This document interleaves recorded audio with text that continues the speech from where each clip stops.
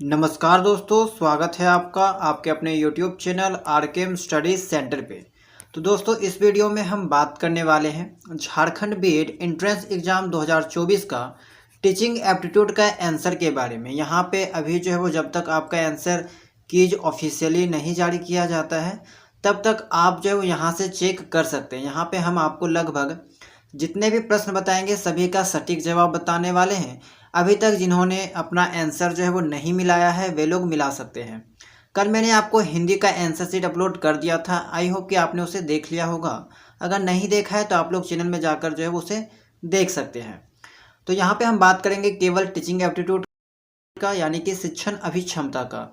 ये जो सेट लिया गया है वो आपका सेट ए है। सभी सेट में प्रश्न जो है वो आपका एक जैसा होता है, बस क्वेश्चन का ऑर्डर जो है वो आपका अलग अलग रहता है। तो ये आपका सेट ए है। तो यहाँ पे जो पहला क्वेश्चन पूछा गया था टीचिंग एप्टीट्यूड का, क्वेश्चन नंबर 61, ठीक है। 40 क्वेश्चन आपका पूछा जाता है। 61 से लेकर 100 तक जो प्रश्न रहता है वो आपका टीचिंग एप्टीट्यूड का रहता है। तो पहला जो प्रश्न है वो है आपका अवलोकन सीखने में होते हैं ध्यान और अवधारणा, ध्यान और सुदृढ़ीकरण, उत्पादन प्रक्रिया और प्रेरणा, सुदृढ़ीकरण और प्रेरणा। तो यहाँ पे आपका जो है वो 1 और 3 ये दोनों जो है वो करेक्ट था, यानी कि ऑप्शन ए यहाँ पे जो है वो राइट हो जाएगा। दूसरा क्वेश्चन था निष्कर्ष तक पहुंचने के लिए हम किस मानसिक गतिविधि के माध्यम से उपलब्ध जानकारी को रूपांतरित करते हैं।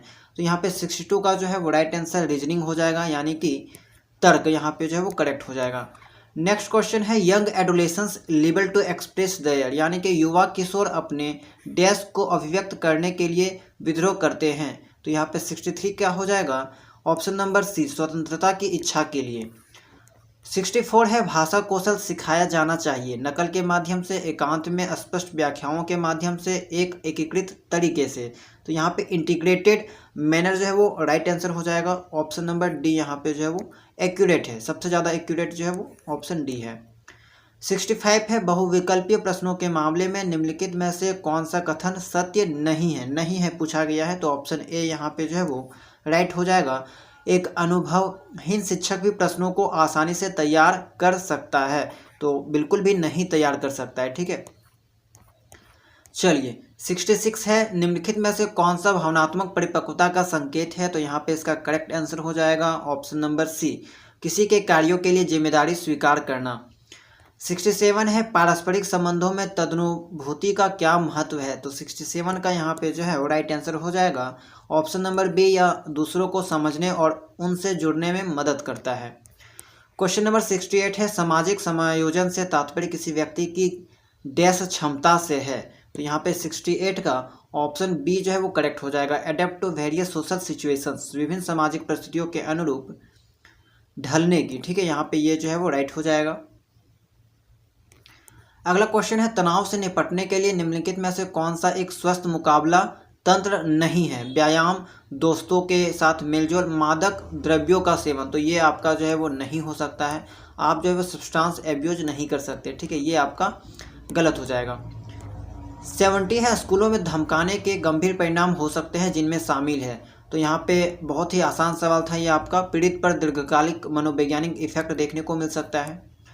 71 है डैश के माध्यम से मूल्य शिक्षा प्रदान करने का सबसे अच्छा तरीका क्या है। तो यहाँ पे 71 का ऑप्शन नंबर बी जो है वो राइट हो जाएगा, lecture and discusses on values, ठीक है, यानी कि मूल्यों पर व्याख्यान एवं प्रवचन।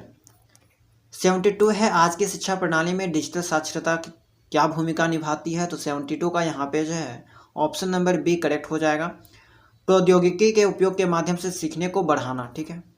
73 निम्नलिखित में से कौन सा विकास मानसिकता के सबसे अच्छी तरह प्रदर्शित करता है। तो ऑप्शन नंबर सी चुनौतियों को सीखने के अवसर के रूप में देखना। 74 है स्वयंसेवा का छात्रों पर क्या प्रभाव पड़ता है। तो ऑप्शन नंबर सी इसका जो है वो करेक्ट हो जाएगा, सामाजिक जिम्मेदारी और सामुदायिक भागीदारी को बढ़ाता है।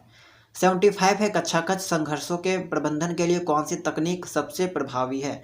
तो ऑप्शन नंबर डी जो है वो यहाँ पे करेक्ट हो सकता है, विवादों को सुलझाने के तरीके में के रूप में प्रतिस्पर्धा को प्रोत्साहित करना।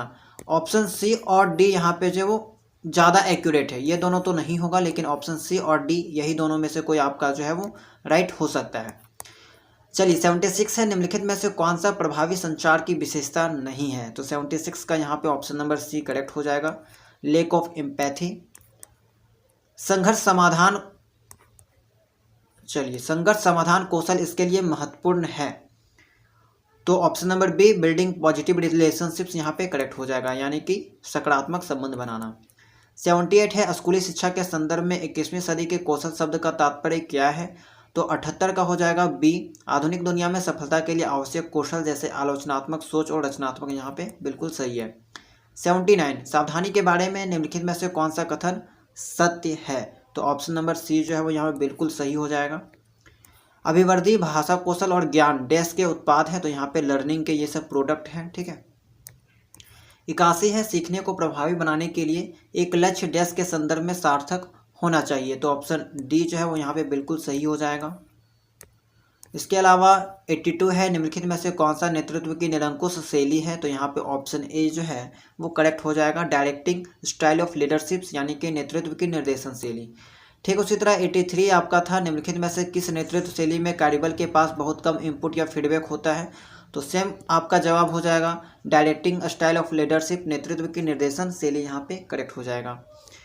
84 नेतृत्व की परामर्शात्मक शैली में डैश अंतिम निर्णय निर्माता होता है, तो लीडर आपका जो है वो अंतिम निर्णय निर्माता होता है, लीडर ऑप्शन ए नेता।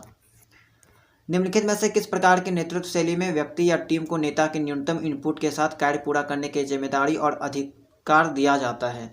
तो 85 का ऑप्शन डी यहाँ पे जो है वो करेक्ट हो जाएगा। यहाँ पे लीडरशिप से जो है वो इस बार कुछ ज़्यादा ही प्रश्न पूछ लिया गया है, हालांकि ये आपके सिलेबस का एक टॉपिक था, सिलेबस के अंतर्गत ही पूछा गया है।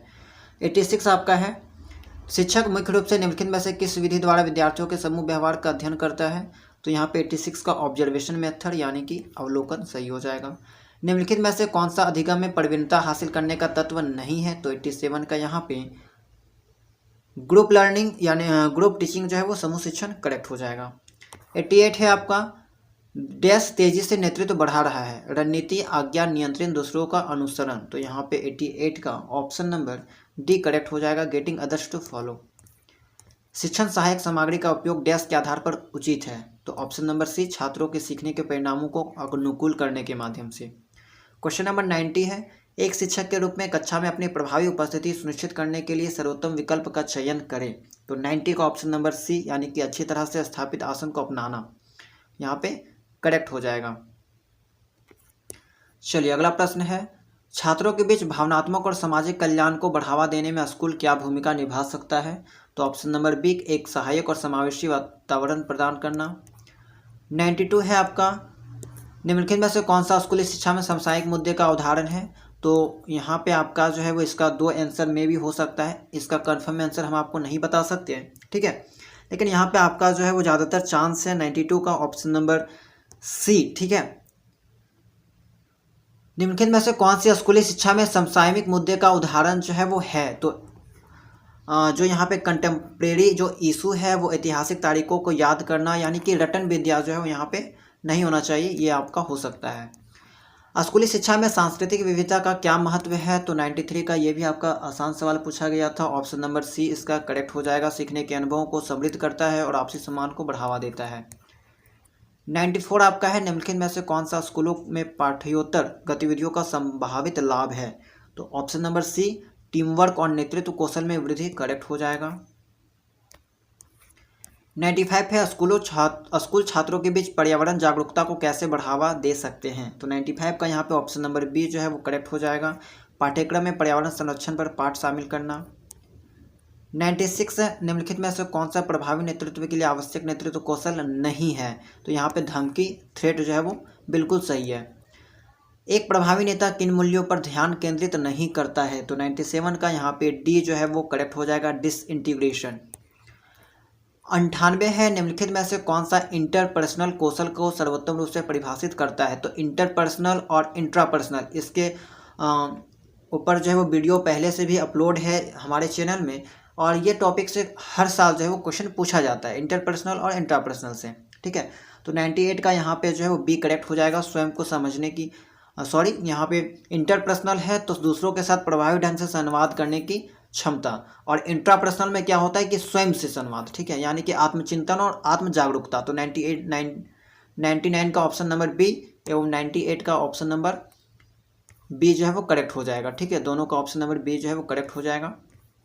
इंटरपर्सनल में हम दूसरों के बारे में यहाँ पे कम्युनिकेट करते हैं, दूसरों के साथ प्रभावी ढंग से संवाद करते हैं, लेकिन इंट्रापर्सनल में खुद के साथ, ठीक है। क्वेश्चन नंबर 100 यहाँ पे सो जो है वो भावनात्मक बुद्धिमत्ता से तात्पर्य है। तो ऑप्शन नंबर यहाँ पे बी जो है वो करेक्ट हो जाएगा, अपनी भावनाओं को समझने और प्रतिबंधित करने की क्षमता, ठीक है। तो दोस्तों यहाँ से आप जो है अपना टीचिंग एप्टीट्यूड का, शिक्षण अभियोगिता का सारा 40 क्वेश्चन जो है वो यहाँ पे सही कर सकते हैं, ठीक है, मिला लीजिएगा। एंड आपने कितना सही किया है 40 में, उतना आप लोग कमेंट करके बता सकते हैं। हिंदी का अगर आपने क्लास वीडियो जो है वो नहीं देखा है आंसर वाला, तो आप लोग देख सकते हैं। हालांकि जब ऑफिशियल नोटिफिकेशन आएगा आंसर कीज के रिगार्डिंग, तो आपको उसके रिगार्डिंग जो है अपडेट कर दिया जाएगा। तो अगर आप चैनल में नए होंगे, चैनल को सब्सक्राइब कर लीजिएगा, क्योंकि बीएड से रिलेटेड जितने भी अपडेट आते हैं हम आपको इस चैनल के माध्यम से इन्फॉर्म करते रहते हैं, ठीक है। एंड अगर आप हमारे टेलीग्राम चैनल से नहीं जुड़े होंगे तो जुड़ जाइएगा, उसका लिंक आपको डिस्क्रिप्शन बॉक्स में देखने को मिल जाएगा। जल्द ही आपको रीजनिंग का और इंग्लिश का भी जो है वो आंसर कीज देखने को मिल जाएगा, ठीक है। तो चलिए मिलते हैं हम लोग नेक्स्ट वीडियो में।